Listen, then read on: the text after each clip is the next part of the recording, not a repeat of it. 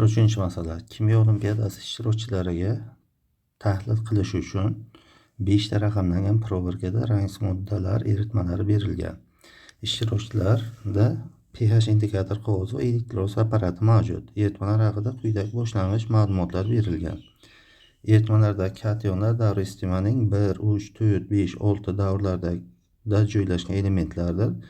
Eritmalarning pH qiymatlari demak quyidagi munosabatda. Demak, pH qiymati eng kichik, pH 4 ning qiymati eng kichik, pH 1 ning qiymati eng yuqori ekan. Laboratoriya kundalik qaydlar. Bu qaydlarni demak masalan ish jarayonida ko'rib ketamiz. Demak, boshladik ishimni. Demak, bizda 5 ta proberka bor. Demak, noma'lum proberka 1, 2, 3, 4 va 5. Xo'sh, demak bularning davrlari, demak, 1-chi, 2-chi, 1-chi, 3-chi, 4-chi, 5-chi, 6-chi davrlar ekan. Demak, xo'sh, 1-chi davr elementining kationi, demak H+ ioni. Demak, bu kislota. Demak, mana bu yerdagi demak 4 ni demak xo'sh kislota deb hisoblashimiz mumkin. Chunki pH qiymati eng kichik bo'lgani uchun. Demak, bu demak 4 nima ekan? Kislota ekan. Demak, kislota bo'lgani uchun demak H+ ionlari bor tarkibida. Endi xo'sh pH 1 ham mana bu 1, demak bu katta ehtimol bilan demak gidroksid ishqor bo'lishi kerak. Endi hozircha aniq bir qarorga kelmay turib ishqor demaydi, lekin katta ehtimol bilan ishqor bo'lishi kerak bu. Endi faqatgina gidroz natijasida ham demak OH ionlari kelishi mumkin. Shuning uchun demak bu aniq 100% hozir ishonchimiz yo'q uchun demak buni hozircha orqaga suramiz. Demak, birinchi, demak boshladik. Endi qaydlarga e'tibor qilamiz. Demak, birinchi eritmaga 3 qo'shilganda demak 1 + 3 ga nima paydo bo'ldi? Demak, oq rangli cho'kma hosil bo'ldi. Demak, oq cho'kma. Keyin nima bo'lgan? Cho'kma ajratib olingach, qolgan filtrat elektroz qilinganda elektrodlarda 3 xil gaz ajralib chiqdi. Demak, elektrolizdan keyin 3 xil gaz. Demak, gaz 1, gaz 2 va gaz 3 ajralib chiqqan. Keyin nima hosil bo'lgan? Kaustik soda. Demak, kaustik soda demak natriy OH. Demak, xo'sh, yo 1 yoki 3 ning tarkibida demak natriy ioni bor. Demak, buni demak qaysi biri bo'lishi mumkin? 1 mi, 3 mi? Demak, 1 bo'ladi. Chunki xo'sh nima ishqor muhit hosil qilish uchun demak u eruvchan tuz bo'lishi kerak yoki gidroksid bo'lishi kerak. Agar tuz erimasa, u ishqor muhit hosil qila olmaydi. Shuning uchun natriyning hamma tuzlari yaxshi ergani uchun deyarlanma tuzi, shuning uchun birinchi eritmaga albatta natriy ioni bo'ladi. Demak, uchinchi eritma demak bu cho'kma hosil qilgan. Demak, birinchi eritma demak ishqor muhit hosil qilish uchun demak eruvchan bo'lishi kerak bu albatta.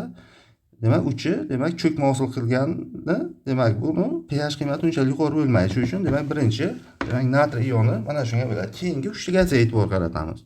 Xo'sh, masalan, eng muhim tugunlardan bittasi mana shu edi. Demak, 3 ta gaz hosil bo'lishi uchun demak bu vodorod, xlor va kislorod bo'lishi mumkin. Demak, bu oddiy holat bo'ladi. Demak, bitta metal tugagandan keyin vodorod xo'sh elektrozga uchragan vaqtga shu holat chiqishi mumkin. Lekin bu holat bu yerda yuz bermaydi. Chunki bu yerda cho'kma hosil bo'lgan, demak va ikkinchi kation demak eritmada qolgan natriy kationi. Shu uchun demak bu yerda bir chuqurroq o'ylasak, demak bu kolba elektrozi. Demak, deyarli aniq bu kolba elektrozi bo'ladi. Shuning uchun demak buni kolba elektroliz deymiz. Demak, kolba elektrolizdan nima bo'ladi? Vodorod, karbonat angidrid va alkan ajraladi. Demak, bu qaysi alkanligini hozir 7,5 bilan hisoblab topsa bo'ladi, lekin bu ancha vaqtni oladi. Shuning uchun buni qoldirib, sof kitobga kirmasligi uchun kolba elektrolizini hisobga olib qo'yamiz, demak davom etamiz. Demak, birinchisi, ikkinchisi 1 bilan 3 ni qo'yish, 1 bilan 5 ekan endi.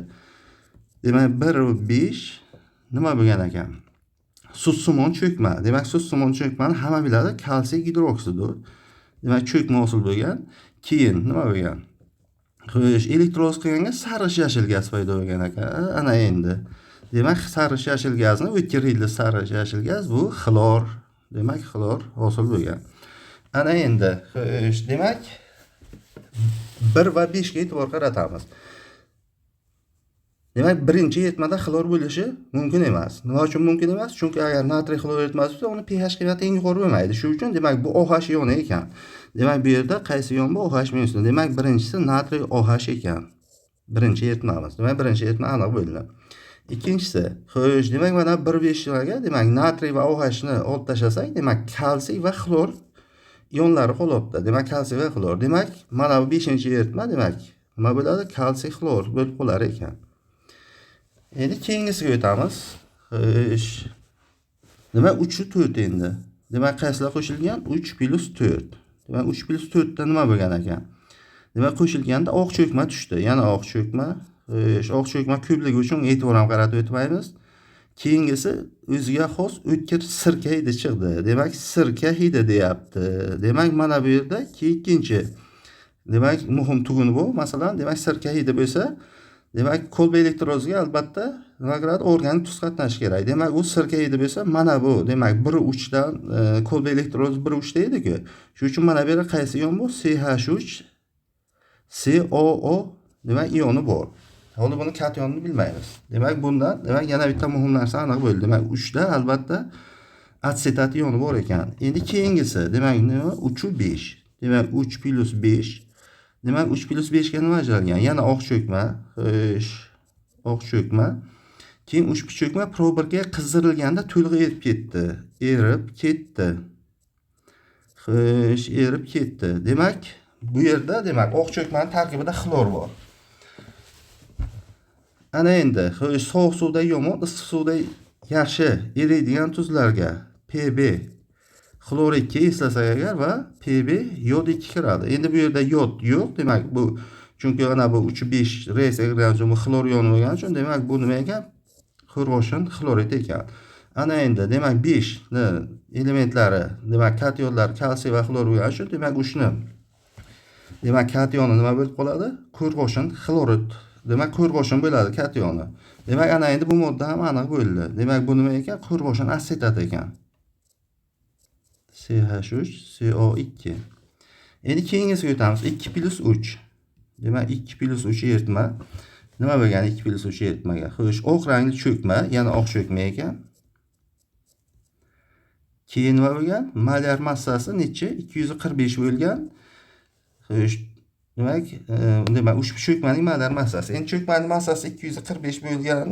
Bu ham matematik hisob-kitob. Buni hozir izlash boshlasak, ko'p vaqt yo'qotamiz. Shuning uchun kimyoviy xossalarda elementlarni aniqlash bundan ko'ra ancha oson bo'ladi. Endi 4 + 5. Demak nima bo'ladi? 4 + 5. 2 + 3 bo'ldi. Endi 4 + 5 ga qaraymiz. Demak yana oq cho'kma. Keyin gips. Mana bu ham demak gips mahsuloti nima edi? Kalsiy. Demak oq cho'kma bu gips asosiy mahsuloti bo'ladi mana. Kaliy. Demak kalsiy sulfat. Xo'sh, yana 5 ni demak nima 5 aniq bo'lsa kalsiy xlor demak bu demak SO4 nimadan kelib? 4 dan kelib. Demak 4 u kislota edi. Demak bu kislotamiz nima bo'lib qoladi? H2SO4 bo'lib qoladi. Keyingisi endi 1 + 2. Demak 1 + 2 dan nima hosil bo'lgan ekan? Demak qora rangli cho'kma. Demak qora cho'kma. Ana endi demak OH bilan demak qora cho'kma hosil qilish kerak bo'ladi. Endi bu ko'p ehtimol bilan kumush kationi, demak kumush kationini bilamiz. U beqaror kumush gidroksid juda beqaror. Demak bu darhol demak kumush demak oksidiga aylanadi, qora oksidiga aylanadi. Bu shu bo'lsa kerak. Ammo hozircha ham to'liq ishonch hosil qilmagani uchun buni ham qoldirib keyingisiga o'tib ketamiz. Demak 2 + 5 endi. Demak 1 + 2 bo'ldi, endi 2 + 5. Demak 2 + 5 nima bo'ladi endi? 2 + 5 qora rangli 2 + 5 ga demak oq cho'kma, demak pag'asimon cho'kma hosil bo'ldi deyapti. Oq rangli pag'asimon. Demak bu nima degani bu? Kumush xlorid degani bu. Demak kumush xlorid. Demak bu kumush xlorid bo'lsa, demak qaysi demak bu bir aniq bo'lsa, natriy OH demak kumush ioni demak 2-chi eritmaga ekan. Demak bu Ag demak plus ekan bu. Endi davom etamiz. Xo'sh. Kumush demak 2 + 5 eritma bo'ldi. Demak qo'shilgan oq rangli pag'ason demak bu kumush bo'ldi. Endi qoldirib ketganimiz bor edi. Demak 245 ga qaraymiz. 2 + 3. Demak 2 + 3 nimada endi? Demak 2 demak bizga qo'rg'oshin nimasi bu? Demak 2 + 5 yana qaytadan ko'ramiz.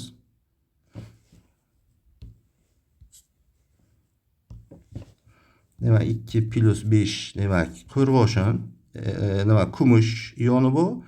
Keyin demek Pb CH3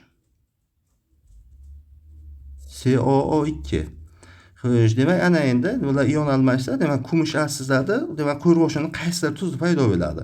Endi o'sha qo'rg'oshinning tuzining molar massasi 245 ga teng bo'lishi kerak. Xo'sh, demak Pb demak 2 plus qaysi bo'ladi? Demak buni 245 dan buni ayirsak, qiymatini 245 dan ayiramiz, qo'rg'oshinning molar massasini ayirsak, demak 38 bo'lib qoladi bu.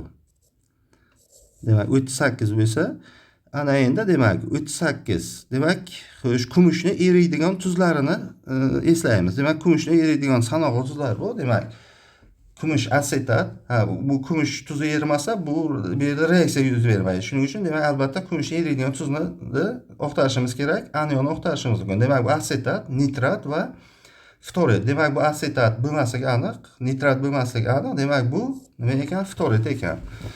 Demak, haqiqatan ham nima bo'lsak, demak bu tuz bizni demak 245 ga teng bo'lgan, demak molar massasi 245 ga teng bo'lgan tuz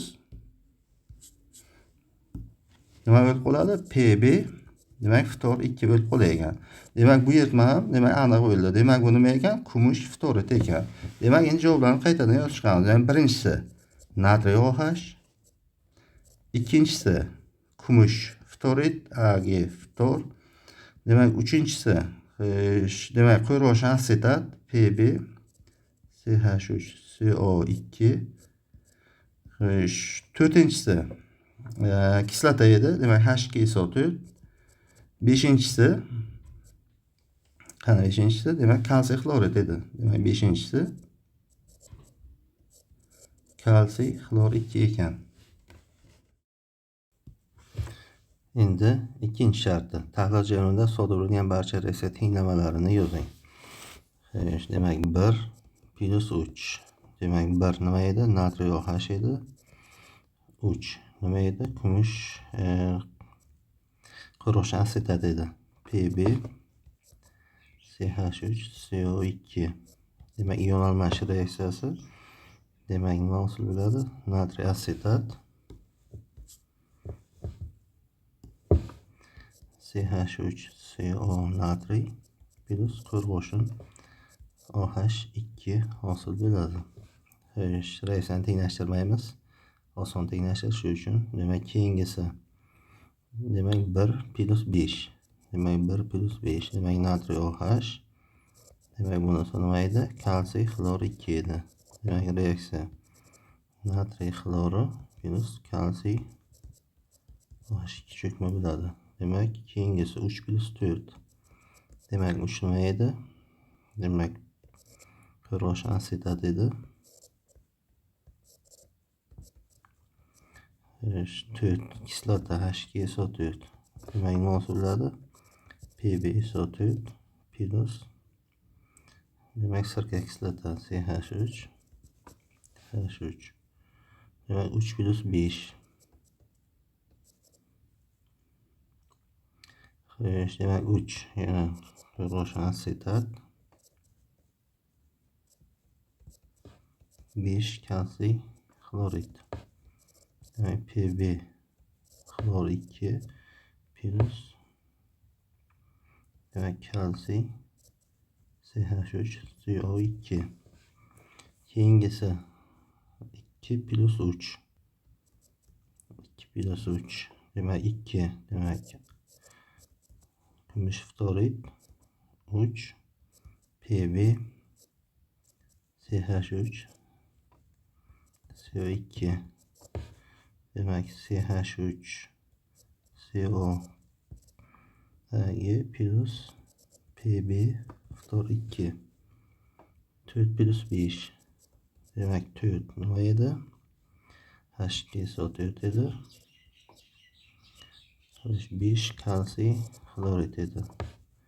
Demek bu H xlor kalsiy SO4 bo'ladi. 1 plus 2. Demek natriy OH 2 Ag ftor. Demek natriy ftorid qora cho'kma bu plus suv hosil bo'ladi. Demak, so'nggisi oxirgisi 2 plus 5.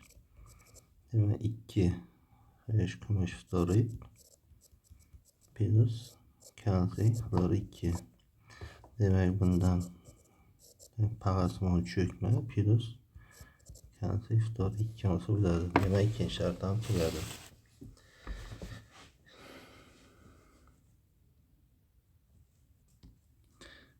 Uchinchi shart endi 1 va 3 eritmalar aralashmasidan olingan filtrat elektrolizat nima uchun aynan uch gaz ajralishi elektrobalansi orqali tushuntiriladi. Demak, uchinchi sharti, demak bu ikkinchi shart edi. Bu birinchi sharti. Demak, mana bu. Bu emas, demak mana bu. Demak, natriy asetatni elektroliza. Demak, bu yerda nima bo'ladi? Oksidlanish qaytarilish jarayoni bo'ladi. Demak, CH3 asetat ioni demak oksidlanadi. Nima hosil bo'ladi? Demak, C2H6 demak karbonat angriti plus ikkita elektron beradi. Keyingisi demak suvni elektroliza endi. Demak, suvga ikkita elektron olsa, demak H2 hosil bo'ladi. Keyin OH- ionlari hosil bo'ladi. Demak, reaksiyani tenglashtirsa 2 demak demak bittadan elektronlar 2 4 bo'lsa 2 mana bu 2 demak 4 ta 4 ta bo'ladi. Demak, bularning umumiy reaksiya tenglamasi endi bu. Demak, anod reaksiyasi, bu katot reaksiyasi. Umumiy reaksiya nima bo'ladi endi? CH3 CO natriy H2O. Demak, nima hosil bo'ladi? Katodda vodorod, anodda alkan C2H6 demak karbonat angriti eritmada natriy OH bo'ladi. Demak, mana ion balansi bilan 3 ta gaz hosil bo'lishini ko'rsatdik. Tamom, tugadi.